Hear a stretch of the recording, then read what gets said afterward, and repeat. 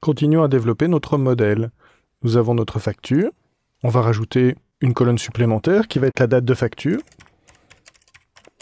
Cette date de facture va être de type date. Donc qu'avons-nous à disposition en termes de date? Eh bien, soit date, soit datetime, soit time. Vous avez compris, la date concerne la partie date, datetime, date et heure, et time seulement la partie heure. On n'a pas besoin de l'heure de facturation, on va se contenter d'une date. Ça nous coûtera, une fois de plus, moins cher en stockage. Est-ce que la valeur va être non nulle? Bien oui, on veut s'assurer de ne pas avoir une facture qui n'ait pas de date, ça n'aurait pas de sens. On sauvegarde notre diagramme. Et maintenant, nous allons devoir dire, vous vous souvenez, que nous allons facturer un client. Comment est-ce qu'on va gérer maintenant une relation entre ces deux tables?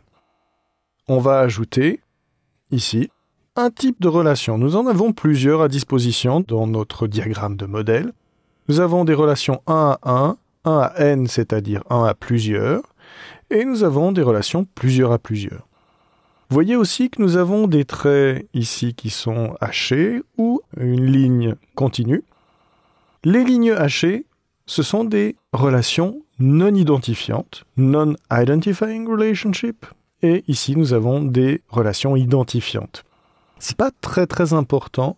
La différence est que une relation identifiante, ça veut dire qu'on ne peut pas reconnaître une ligne unique de la table fille sans mentionner la table parente. Donc gardons juste ça à l'esprit pour l'instant, je vous montrerai dans quelques minutes pourquoi une relation identifiante peut être utilisée. La plupart des relations que nous allons faire sont non identifiantes, c'est-à-dire dans la clé étrangère, il n'y aura pas mention d'un élément de la clé primaire. C'est pas très important. On va faire une relation non identifiante. On va placer ici une relation de 1 à plusieurs, parce que un client peut avoir plusieurs factures. Donc ici, nous allons avoir un identifiant de client. Et dans la table facture, ces client ID pourra être référencé plusieurs fois.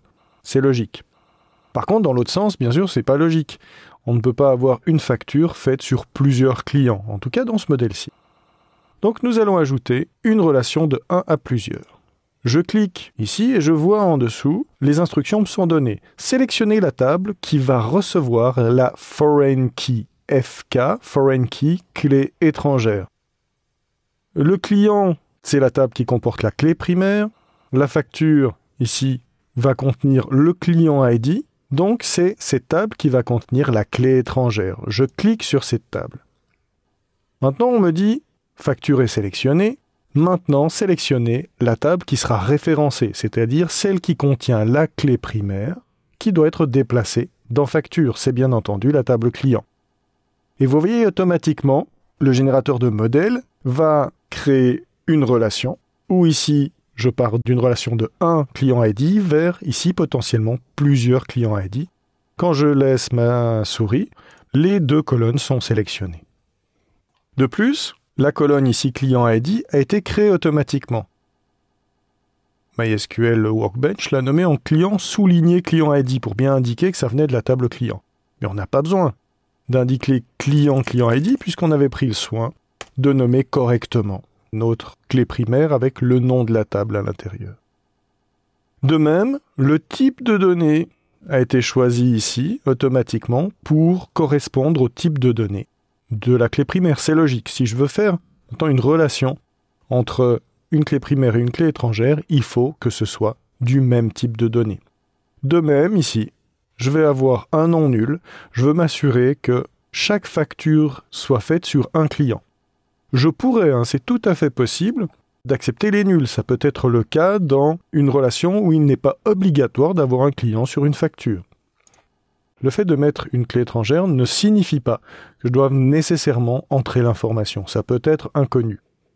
Par exemple, si je crée une table de ville pour dire dans quelle ville se trouve mon client, eh bien, je pourrais très bien entrer ici un ville ID et le laisser à nul si je saisis un client dont je ne connais pas encore l'adresse. Aucun problème. Et maintenant, je vois que dans mon modèle, ici, dans clé étrangère, j'ai une information de clé étrangère qui me dit quelle est la table référencée, quelle est la colonne référencée dans la table parente. Cette clé étrangère porte un nom, c'est une contrainte qui sera appliquée à la création de la base de données. Donc je peux éventuellement changer le nom à cet endroit. Ici, nous avons un nom standard qui commence par FK pour Foreign Key, donc clé étrangère. FK sur facture qui référence client. Donc le nom est assez bien choisi, inutile de le modifier. Notez aussi quelque chose qui est possible dans plusieurs moteurs relationnels. Ici, nous avons des options de la clé étrangère qui sont des options de traitement. Que va-t-il se passer effectivement lorsque on va mettre à jour le client ID ou bien qu'on va supprimer un client? Alors ça, c'est une question importante. Mettre à jour le client ID, me direz-vous, c'est quelque chose que nous n'allons pas faire. À partir du moment où nous avons créé une clé primaire sur le client, qui est un numéro calculé automatiquement, qu'on va le déplacer dans des clés étrangères sur d'autres tables, eh bien on va faire très attention de ne pas modifier ces numéros. C'est une règle de base d'une bonne structure de base de données. La clé primaire doit être immutable, ne doit pas être modifiée. Par contre, on peut se poser la question, est-ce qu'on va supprimer un client? Pourquoi pas? On pourrait se dire, un client n'existe plus et on va le supprimer. Par contre, si ce client a des factures, est-ce qu'on va supprimer les factures? Pour des raisons évidentes, comptables, non. On ne va jamais supprimer de factures. Alors, ce qui va être intéressant, c'est que lorsque nous avons ici une indication de clé étrangère, eh bien nous avons ce qu'on appelle une intégrité de la référence. C'est-à-dire que lorsque je vais utiliser ma base de données, mon client ne pourra pas être supprimé si des factures sont liées. La base de données va protéger le client ID parce qu'il est référencé dans une autre table. Mais si je veux pouvoir, dans certains cas, c'est une mauvaise pratique, dirons-nous, mais si je veux pouvoir supprimer le client, eh bien je vais dire on delete. Je vais mettre un nul, par exemple, dans le client ID ici, ce qui est une assez mauvaise solution, ou bien je vais faire une cascade. Si je dis cascade, ça veut dire que dès que je supprime un client, le moteur relationnel va automatiquement faire une cascade de suppression et supprimer toutes les factures qui appartiennent au client. Une assez mauvaise décision dans le cas qui nous occupe, mais dans certains cas, dans d'autres tables moins importantes, ça peut être une option. Donc là, pour ce qui nous occupe, nous n'allons pas le faire, nous allons vraiment appliquer une intégrité. Mais me direz-vous comment faire pour indiquer maintenant qu'un client n'est plus client? Alors, est-ce qu'on a vraiment besoin de le faire? Ça pourrait être le cas, on pourrait dire c'est un client sur lequel je n'ai plus le droit de facturer parce que, il a déménagé, il n'est plus référencé chez nous. À ce moment-là, je vais faire ce qu'on appelle une suppression logique. Je vais rajouter dans ma table client, je vais sélectionner ma table client, une colonne supplémentaire qui va dire par exemple valide. Valide ou actif, par exemple, et je vais lui donner un type de données spécifique qui est le type de données oui-non, c'est-à-dire booléen ou booléen, c'est la même chose. Booléen, ça veut dire, par rapport à l'algèbre de Boole, vrai et faux, oui et non. Il est valide, je n'accepte pas les valeurs nulles, et comme valeur par défaut, je vais spécifier non pas vrai ou faux, mais 0 si ça doit être faux et 1 si ça doit être vrai. En fait, ça va être codé dans la base de données en un bit. Le bit peut prendre 0 ou 1, 1 signifie vrai, 0 signifie faux. Donc je vais dire que ça va être valide par défaut.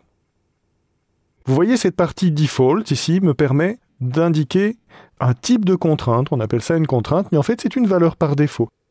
Je vais créer maintenant de nouveaux clients, si je ne spécifie pas de valeur à la création sur valide, c'est 1 qui sera pris automatiquement. Et voilà, maintenant, grâce à cette colonne supplémentaire, je vais pouvoir, dans mon application, vérifier si un client est valide ou non. Si je veux supprimer un client, je vais mettre valide à 0, à faux, et donc, mon application saura que ce client n'est plus valide ou n'existe plus, mais je n'aurai pas physiquement supprimé l'information du client. J'aurai indiqué d'une façon logique que ce client n'est plus un client actif.